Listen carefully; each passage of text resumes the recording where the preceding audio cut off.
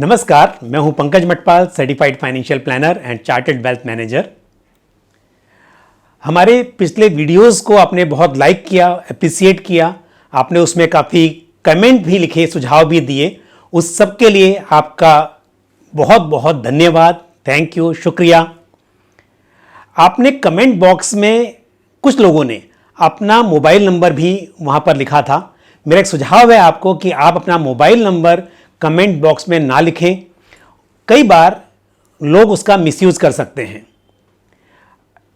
आप अपना क्वेश्चन वहां पर टाइप कर सकते हैं। मैं कोशिश करूंगा कि आपके प्रश्न का वहीं पर उत्तर दे पाऊं। और मैक्सिमम आप अपना ईमेल आईडी छोड़ सकते हैं, लेकिन जहां तक हो सके अपना मोबाइल नंबर आप ऐसे कमेंट बॉक्स में ना लिखें, क्योंकि कुछ लोगों ने इस तरह से अपना मोबाइल नंबर वहां छोड़ा हुआ था कि मुझे यहां पर फ़ोन कीजिए। फ़ोन करना, मैं आपको फ़ोन करूं, वो एक अलग बात है, लेकिन उससे पहले काफ़ी लोगों को आपका नंबर मिल जाएगा और आपको फ़ोन करके लोग तंग करना स्टार्ट कर सकते हैं। तो चलिए शुरू करते हैं इस नए डिस्कशन को। इक्विटी म्यूचुअल फंड ने लास्ट 1 ईयर में 30% से अधिक का रिटर्न दिया है। जी हां, आपने सही सुना। बहुत से इक्विटी म्यूचुअल फंड्स ने लास्ट 1 ईयर में 30% से अधिक का रिटर्न दिया है। अब आप कहेंगे, जहां मार्केट ने परफॉर्म नहीं किया, मार्केट में रिटर्न्स नहीं थे और most of equity mutual funds ने नेगेटिव रिटर्न दिए हैं, वहां पर मैं आपको बोल रहा हूं कि बहुत से ऐसे फंड्स भी हैं जहां पर एक साल में 30% से अधिक का रिटर्न मिला है। आप चौंकिए मत। देखिए, जब आप इक्विटी म्यूचुअल फंड में इन्वेस्ट करते हैं तो आपको पता है कि आपका जो पैसा है वो शेयर मार्केट में इन्वेस्ट होता है। ज्यादातर जब लोग इक्विटी म्यूचुअल फंड में इन्वेस्ट करते हैं तो वो डोमेस्टिक म्यूचुअल फंड स्कीम्स होती हैं जिसका पैसा इंडियन कंपनी में इन्वेस्ट होता है। जैसे आप कोई large cap, mid cap, small cap या मल्टी कैप इक्विटी फंड में इन्वेस्ट करते हैं तो उसका पैसा, मार्केट कैपिटलाइजेशन जिस तरह की वो स्कीम है, अगर वो लार्ज कैप है तो आप देखेंगे कि Reliance industry, SBI, HDFC, Infosys, इस तरह की कंपनी में इन्वेस्ट होगा। आपके म्यूचुअल फंड के पोर्टफोलियो में इस तरह की कंपनी आपको दिखाई देंगी।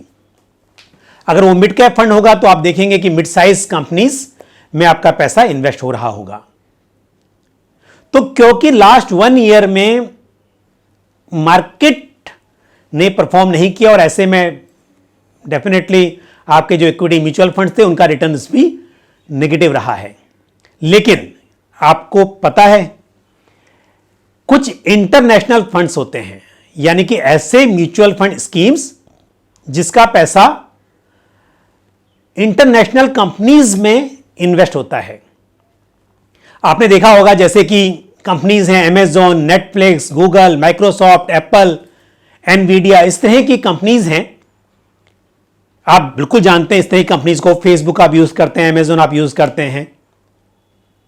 लेकिन क्या आप इस तरह की कंपनी में इन्वेस्ट कर रहे हैं? तो जो मैं आपको बता रहा हूं, ये इंटरनेशनल फंड्स, इन फंड्स का पैसा ये अमेजॉन, नेटफ्लिक्स, गूगल, फेसबुक, इस तरह की कंपनी में इन्वेस्ट होता है। अगर मैं बात करूं सिलेक्टेड कंपनीज की, जैसे कि Amazon, Netflix, Google, Microsoft, Apple and Nvidia, in company का मार्केट कैप 6.3 ट्रिलियन यूएसडी है। यानी कि बहुत सी कंट्रीज के जीडीपी से भी अधिक इन कंपनीज का combined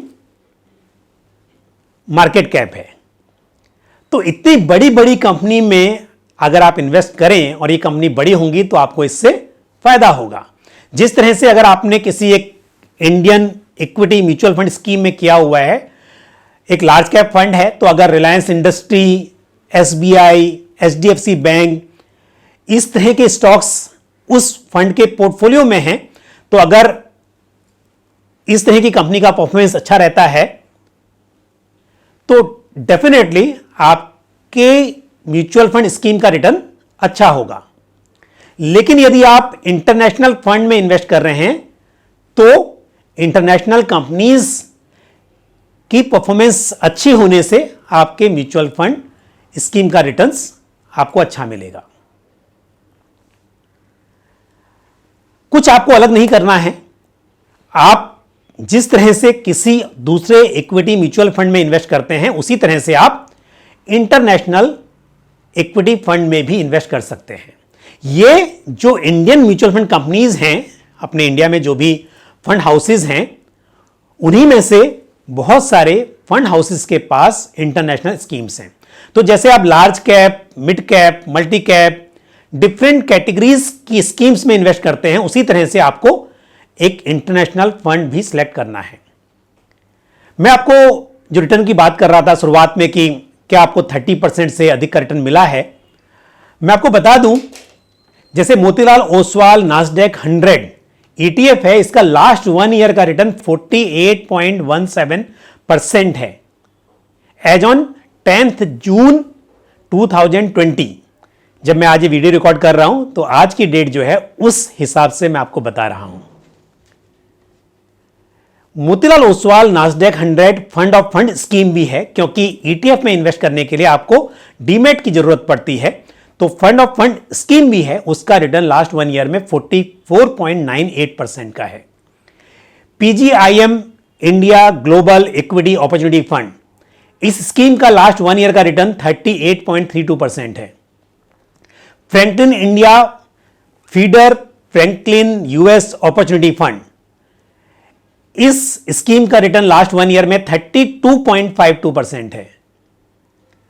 ICICI prudential US blue chip fund, इस फंड का लास्ट 1 ईयर का रिटर्न 31.67% है।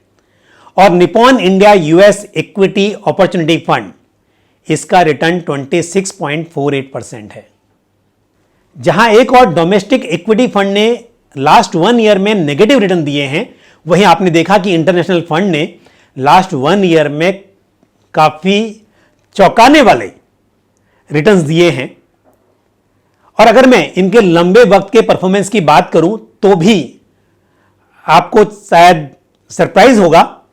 आप स्क्रीन पे देख सकते हैं कि इन स्कीम्स का जो रिटर्न है, जो सिलेक्टेड स्कीम्स मैंने आपको बताई हैं, इनके लॉन्ग टर्म परफॉर्मेंस भी काफी अट्रैक्टिव रहे हैं। आप 1 साल, 3 साल, 5 साल, 7 साल का रिटर्न देख सकते हैं। जैसे मोतीलाल ओसवाल नास्डैक 100 फंड है, तो लास्ट 1 ईयर में मैंने आपको बताया 48.17% रिटर्न। लास्ट 3 ईयर्स का जो CAGR है, कंपाउंडेड एनुअल ग्रोथ रेट, वो 25.03% रहा है। 5 साल का CAGR 20.88% और लास्ट 7 ईयर्स का CAGR 23.42%। इसी तरह से ICICI prudential US blue chip fund का लास्ट 1 ईयर मैंने आपको बताया 31.67%, लास्ट 3 ईयर का compounded annual growth rate 19.90%, last 5 years का कंपाउंडेड एनुअल ग्रोथ रेट 15.37% और लास्ट 7 ईयर्स का CAGR 16.53%। तो आप देखेंगे कि लॉन्ग टर्म में भी और लास्ट 1 ईयर में भी इन स्कीम्स के रिटर्न्स काफी अट्रैक्टिव रहे हैं।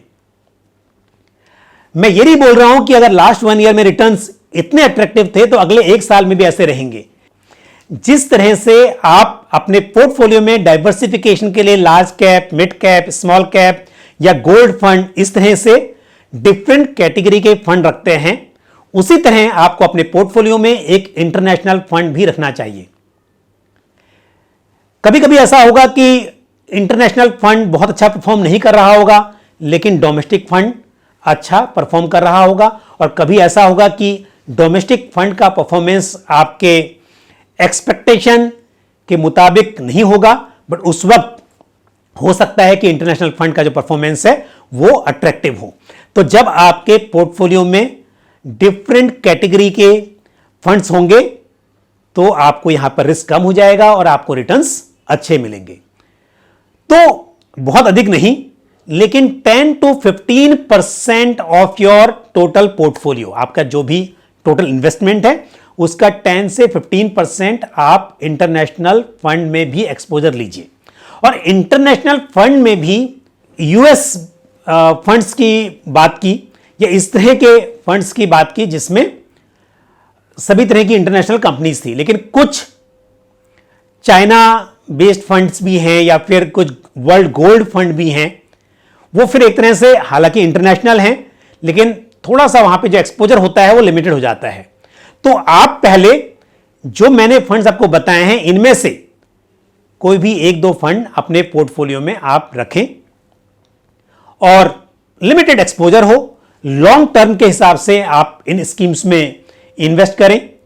अगर आप एसआईपी कर रहे हैं, आपके पोर्टफोलियो में 5 स्कीम है तो आपने मान लीजिए एक लार्ज कैप, एक mid cap, multi cap, small cap और उसके साथ साथ आप एक इंटरनेशनल फंड भी ले लें, वहां पर भी एसआईपी करें।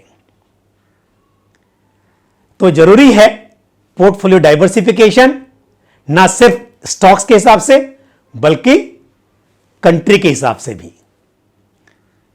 अब हम बात करते हैं इन स्कीम्स पर लगने वाले टैक्स की। जनरली जब आप इक्विटी म्यूचुअल फंड में इन्वेस्ट करते हैं तो वहां पर short term capital gain tax 15% होता है। 15% टैक्स प्लस 4% उस टैक्स अमाउंट के ऊपर हेल्थ एंड एजुकेशन सेस होता है, तो 15.60% हो जाएगा। और लॉन्ग टर्म में 1 लाख तक के कैपिटल गेन पर कोई टैक्स नहीं होता। और जब सब मिलाकर जो भी आपने इक्विटी शेयर्स में, इक्विटी म्यूचुअल फंड में इन्वेस्ट किया है, अगर वो 1 लाख से ऊपर का कैपिटल गेन होता है तो उसके ऊपर on the amount exceeding ₹1 lakh 10% long term capital gain tax लगता है। लेकिन ये जो आप इंटरनेशनल फंड में इन्वेस्ट करते हैं, हालांकि इक्विटी म्यूचुअल फंड हैं, लेकिन टैक्स कैलकुलेशन के पर्पस से इनको नॉन इक्विटी म्यूचुअल फंड की तरह ट्रीट किया जाता है। जैसे कि आप देखेंगे गोल्ड फंड या फिर डेट फंड्स होते हैं, जिस तरह से टैक्स का ट्रीटमेंट वहां पर होता है उसी तरह से इन इंटरनेशनल फंड, क्योंकि ये जो इंटरनेशनल फंड्स हैं ये फंड ऑफ फंड्स स्कीम या फिर फीडर फंड्स होते हैं, तो इसके लिए यहां पर जो टैक्स होता है वो नॉन इक्विटी म्यूचुअल फंड्स में जिस तरह कैलकुलेट होता है उसी तरह से यहां पर भी टैक्स कैलकुलेट होता है। यानी कि अगर आपका होल्डिंग पीरियड 3 ईयर से कम होगा तो उस कैपिटल गेन पर short term capital gain tax लगेगा जो कि आपकी इनकम में जुड़ जाएगा। तो ये 15.60% नहीं होगा बल्कि आपकी इनकम में जुड़ जाएगा। तो आपकी इनकम, अब वो डिपेंड करता है कि न्यू टैक्स रेजिम में आप ऑप्ट कर रहे हैं या ओल्ड टैक्स रेजिम में आप बात कर रहे हैं। तो जो भी स्लैब रेट होंगे 5%, 10%, 15% से लेकर और 30% तक आपकी इनकम के हिसाब से, और टैक्स रेजिम आपने कौन सा ऑप्ट किया उस हिसाब से आप जिस टैक्स स्लैब में होंगे उसके हिसाब से ही आपको इस शॉर्ट टर्म कैपिटल गेन पर टैक्स चुकाना होगा। क्योंकि ये जो शॉर्ट टर्म कैपिटल गेन है इंटरनेशनल फंड का, ये आपकी इनकम में जुड़ जाएगा। और यदि आप 3 साल पूरे करने के बाद अपने इन्वेस्टमेंट को रिडीम करते हैं तो यहां पर long term capital gain tax लगेगा जो कि 20% विद इंडेक्सेशन बेनिफिट। शायद आपको यह मालूम भी होगा कि नॉन इक्विटी फंड, चाहे वो डेट फंड हो, गोल्ड फंड हो या फिर ये फंड ऑफ फंड्स स्कीम्स हो, long term capital gain tax में आपको इंडेक्सेशन का बेनिफिट मिलता है। यानी कि आपने मान लीजिए 1 लाख रुपया इन्वेस्ट किया और वो बढ़ के 2 लाख रुपए हो गया, तो आपका प्रॉफिट तो 1 लाख रुपए का हुआ, लेकिन आप पूरे 1 लाख पर टैक्स नहीं भरेंगे। पहले आप कॉस्ट इन्फ्लेशन इंडेक्स के हिसाब से देखेंगे कि आपकी जो कॉस्ट ऑफ एक्विजिशन है वो इंडेक्स के हिसाब से कितनी हो गई है, और फिर उसको आप जब अपने अभी के वैल्यू से घटाएंगे तो आपको लॉन्ग टर्म कैपिटल गेन मालूम चलेगा, और उसके ऊपर आप 20% टैक्स पे करेंगे। यानी 20% प्लस जो टैक्स का अमाउंट आता है उसके ऊपर 4% का हेल्थ एंड एजुकेशन सेस भी लगता है। जब कभी भी आप इनकम टैक्स कैलकुलेट करते हैं तो उसके ऊपर ये 4% हेल्थ एंड एजुकेशन सेस लगता है।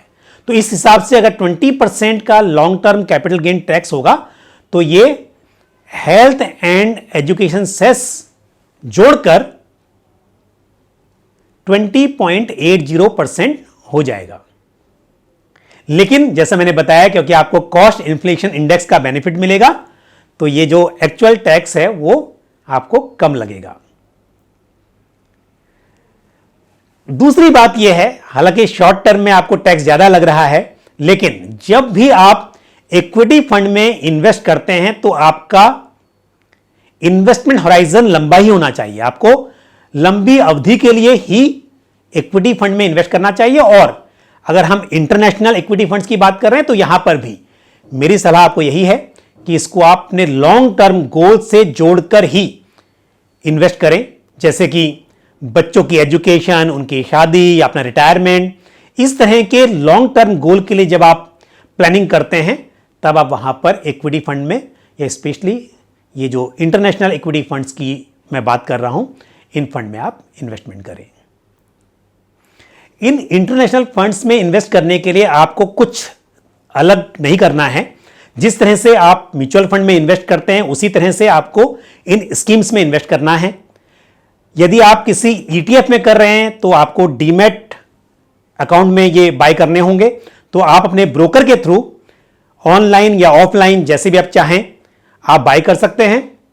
और यदि आप ETF के अलावा दूसरे इंटरनेशनल म्यूचुअल फंड स्कीम्स में इन्वेस्ट कर रहे हैं तो आपको पता है कि एक KYC होना कंपलसरी है किसी भी म्यूचुअल फंड में इन्वेस्ट करने के लिए। और यदि आपने पहले से म्यूचुअल फंड में इन्वेस्टमेंट किया है तो आपकी KYC पहले से ही की हुई होगी, तो आपको अलग से KYC नहीं करनी होगी। तो म्यूचुअल फंड में इन्वेस्टमेंट करना बहुत आसान है, बट इंपॉर्टेंट यह होता है कि स्कीम अच्छी होनी चाहिए और डाइवर्सिफिकेशन होना चाहिए। इसके लिए मैं हमेशा ही बात करता हूं एसेट एलोकेशन की, डाइवर्सिफिकेशन की। उसी कड़ी में मैंने आज ये इंटरनेशनल फंड की आपसे चर्चा की है। और हो सकता है कि आने वाले टाइम में कुछ अलग से हम लोग चर्चा करेंगे किसी पर्टिकुलर इंटरनेशनल स्कीम को लेकर। आज तो मैंने आपको ये कुछ स्कीम्स बताई ओवरऑल, बट आगे हम एक एक स्कीम को लेकर उसका पूरा रिव्यू भी कर सकते हैं। तो आपने सुझाव दीजिए, अगर आप चाहेंगे तो मैं बिल्कुल उसके ऊपर वीडियो बनाकर आपको फंड्स का रिव्यू करके और आपको उसकी जानकारी दूंगा। मुझे उम्मीद है कि आपको ये जानकारी पसंद आई होगी। आप इस वीडियो को लाइक करना ना भूलें और साथ ही अधिक से अधिक इसको शेयर भी करें और कमेंट बॉक्स में अपने कमेंट जरूर लिखें। आपका कोई भी सवाल हो आप कमेंट बॉक्स में अपना सवाल पूछ सकते हैं। और साथ ही यदि आपने हमारा YouTube चैनल अभी तक सब्सक्राइब नहीं किया है तो उसको सब्सक्राइब जरूर करें और साथ में बेल आइकन को भी प्रेस करें, ताकि जब भी हम कोई नया वीडियो अपलोड करें उसकी जानकारी आपको तुरंत मिल जाए। इसी तरह की महत्वपूर्ण जानकारी के साथ आपसे फिर मुलाकात होगी। तब तक के लिए अपना ख्याल रखिए। Thank you. जय Hind. Mutual fund investments are subject to market risks. Read all scheme related documents carefully.